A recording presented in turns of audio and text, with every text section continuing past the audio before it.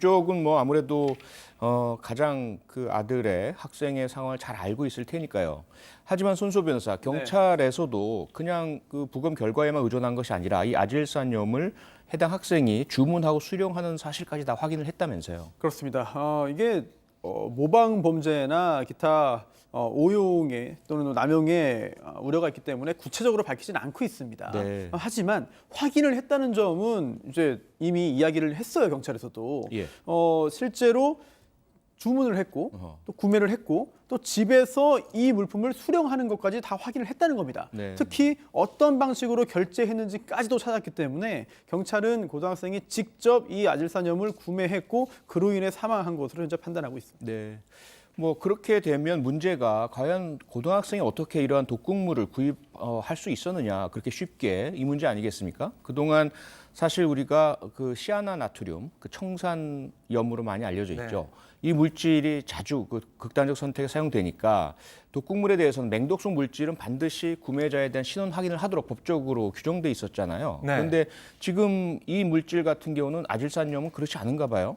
그렇습니다. 쉽게 구할 수 있다라고 경찰에서도 얘기를 하고 있고요. 뭐 여기저기 알아봤더니 수십 군데에서 구매할 수 있었다 이렇게 밝히고 있습니다. 예. 그리고 이 뭐 얘기하는 게 이런 아질산염을 이용한 그런 극단적인 선택, 이런 방법이나 이런 것들이 아마 10대들 사이에서 도는 게 아니냐 이런 의혹도 나오고 있거든요. 예. 이걸 정확히 좀 조사를 해볼 필요가 있고요. 네. 특히 이게 뭐 극단적인 선택도 그렇지만 범죄도 이용될 수가 있습니다. 아, 그렇겠네요. 중국에서 지난해 3월에 있었던 일인데 한 유치원에서 아이들 25명이 갑작스럽게 구토를 하면서 병원에 이송되는 일이 있었어요. 네. 그중에 한 명이 사망을 했는데 예. 알고 봤더니 유치원 교사가 그 유치원에 있던 다른 교사 싸운 다음에 그 다른 교사가 맡고 있는 어린이들한테 죽을 먹이는 상황에서 예. 그 죽에다 아질산염을 넣은 거예요. 아이고. 그래서 결국 아이 한 명이 사망을 했고요.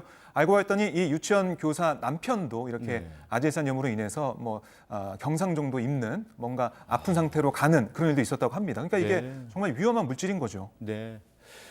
하지만 유족들은 극단적 선택의 징후가 없었다라고 계속 주장을 하고 있습니다. 그리고 또 극단적 선택을 하기 전에 왜 백신을 스스로 맞았겠느냐, 이런 의문도 제기하고 있는데요.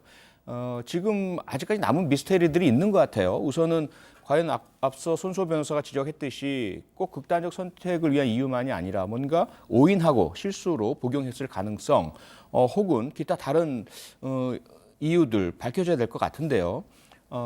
대개 이제 뭐 손 변호사도 많이 보셨겠지만 이런 경우에 심리적 부검이라는 걸 실시하잖아요. 그래서 과연 해당되는 변사자가 그 이전에 스스로가 극단적 선택을 할 만한 이유들이 심리적으로 있었느냐, 이걸 이제 조사해서 밝혀내야 될 것 같고요. 또 하나는 과연 이러한 그 구매 이전에 어떠한 연락이나 또 지식 정보 노력들이 있었느냐, 이런 것들을 확인해야 되지 않겠습니까? 그렇습니다.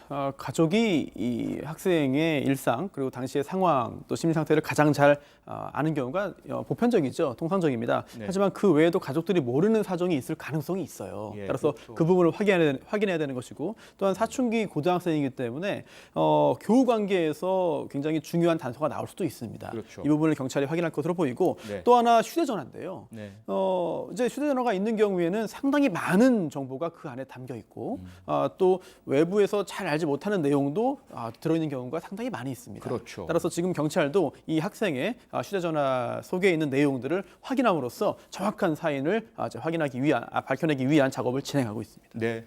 고교생의 사인은 일단 백신과 무관하다는 국과수의 부검 결과가 나왔지만 여전히 독감 백신에 대한 국민의 불안감이 큰 상황입니다. 정부에서는 과도한 공포가 오히려 안전을 저해한다면서 예방접종 참여를 호소하고 있고요. 박능후 보건복지부 장관도 스스로가 백신을 맞았죠? 네, 어제 독감 예방 접종을 받았습니다. 박능후 네. 장관이 받으면서 예. 이 잘못된 정보나 과도한 공포로 인해서 독감 예방 접종을 안 하는 것은 오히려 안전을 저해할 수 있다라고 예. 강조를 했고요. 전문가의 판단을 믿고 이 접종을 좀 해달라고 강조를 했습니다. 네. 또 정은경 질병관리청 청장이 내일 또 독감 백신을 접종하기로 했어요. 아하.